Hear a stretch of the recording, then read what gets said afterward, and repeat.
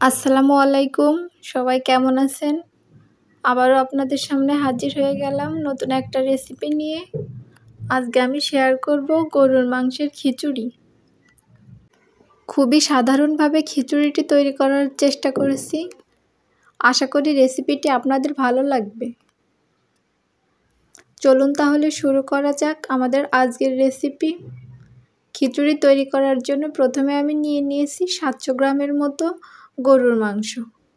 গরুর মাংসের পরিবর্তে খাসি অথবা মুরগির মাংস ব্যবহার করা যেতে পারে। আমি মাংসগুলোকে একটু বড় বড় পিস করে কেটে নিয়েছি। এখানে প্রথমে দিয়ে দিব হাফ কাপ পরিমাণ পেঁয়াজ কুচি। এবার দিয়ে দিব কিছু আস্ত গরম মশলা। আমি এখানে 2 টুকরো দারচিনি, 5-6টা এলাচ, কয়েকটা লবঙ্গ এবং কয়েকটা গোলমরিচ ব্যবহার করেছি। আমি দারচিনি 2 টুকরা আস্ত দিয়ে বাকি মশলাগুলো একটু থেতো করে দিব। দিয়ে দিব 1 টেবিল চামচ পরিমাণ রসুন বাটা, 1 টেবিল চামচ পরিমাণ আদা বাটা, দিয়ে দিব কিছু চুই ঝাল, এটা অপশনাল। দিয়ে দিব 1 চা চামচ পরিমাণ লবণ, 1 চা চামচ পরিমাণ জিরা গুঁড়া, হাফ চা চামচ পরিমাণ ধনিয়া গুঁড়া, 1 চা চামচ পরিমাণ মরিচ গুঁড়া, হাফ চা চামচ পরিমাণ হলুদ গুঁড়া। দিয়ে দিব 1/3 কাপ পরিমাণ সরিষার তেল। এখানে সয়াবিন তেলও ব্যবহার করা যেতে পারে। এবার সমস্ত মশলাগুলোকে ভালোভাবে হাতের সাহায্যে চটকে মাংসের সাথে মাখিয়ে নিতে হবে। এই মাখামাখির কাজটা একটু সময় নিয়ে করতে হবে। মাংসটাকে ভালোভাবে মাখা হয়ে গেলে এবার এটাকে 20 মিনিটের জন্য রেস্টে রেখে দিব।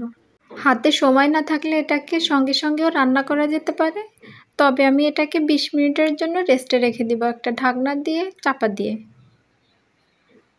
20 মিনিট পর ঢাকনা সরিয়ে দেখা যাবে যে মাংসের গা থেকে তেল ছেড়ে দিয়েছে। এবার এটাকে চুলাতে বসিয়ে দেব।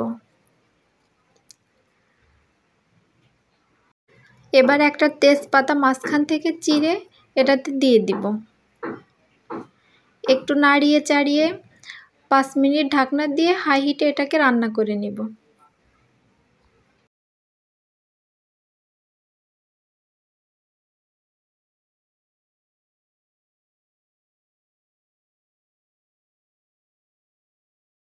পাঁচ মিনিট পর ঢাকনাটা তুলে আবারও এটাকে নাড়িয়ে নিব।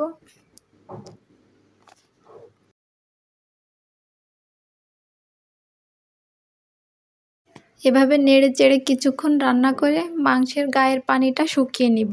মাংসের গায়ের পানিটা শুকিয়ে গেলে মাংসটা সিদ্ধ হওয়ার জন্য পর্যাপ্ত পানি দিয়ে নিব। এতটুকু পরিমাণে পানি দিতে হবে যাতে মাংসটা 80% কুক হয়ে যায়। এদিকে মাংসটা রান্না হতে থাক, আমরা চলে যাব পরবর্তী ধাপে। এজন্য চুলায় একটা প্যান বসিয়ে এতে দিয়ে দিব 1/3 কাপ পরিমাণ মুগ ডাল এবং এর মাঝে একটা তেজপাতা চিড়ে দিয়ে দিব। দিয়ে মুগ ডালটাকে ভালোভাবে ভেজে নিব।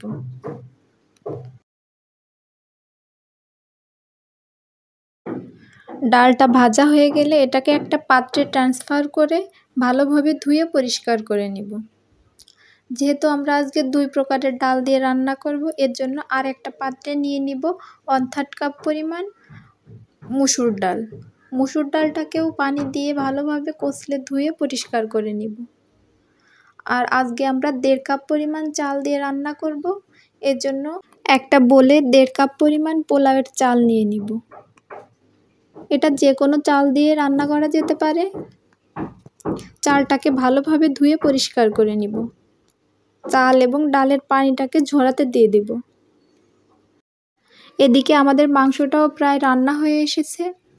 মাংসটার ঝোল শুকিয়ে যখন মাখা মাখা হয়ে যাবে তখন এতে দিয়ে দিব 4-5টা কাঁচামরিচ ফালি। দিয়ে দিব হাফ কাপ পরিমাণ পেঁয়াজ বেরেস্তা।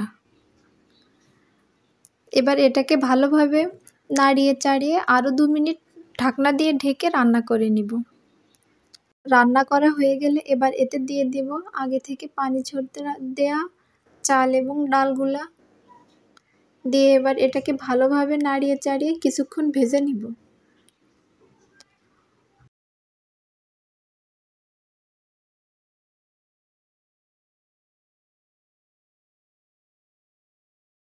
মোটামুটি 5 থেকে 6 মিনিট এটাকে ভেজে নিলেই হবে।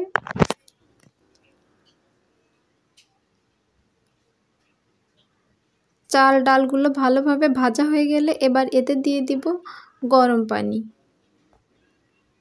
আমি এখানে 1.5 কাপ চালের জন্য 4 কাপ পরিমাণ গরম পানি ব্যবহার করেছি।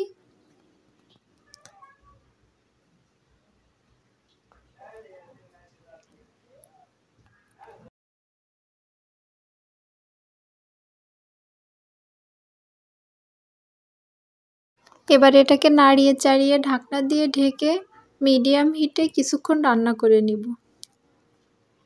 চালের পানি যখন প্রায় শুকিয়ে আসবে তখন এতে দিয়ে দিব কিছুটা পেঁয়াজ বেরেস্তা, দিয়ে দিব ধনেপাতা কুচি, ফ্লেভারের জন্য উপর থেকে ছড়িয়ে দিব 4-5টা আস্ত কাঁচামরিচ এবং 2 টেবিল চামচ পরিমাণ ঘি।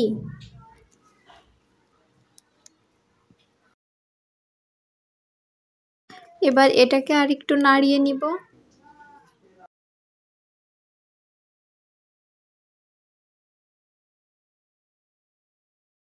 ঢাকনা দিয়ে ঢেকে দমে রান্না করে নিব আরও 5 থেকে 7 মিনিট।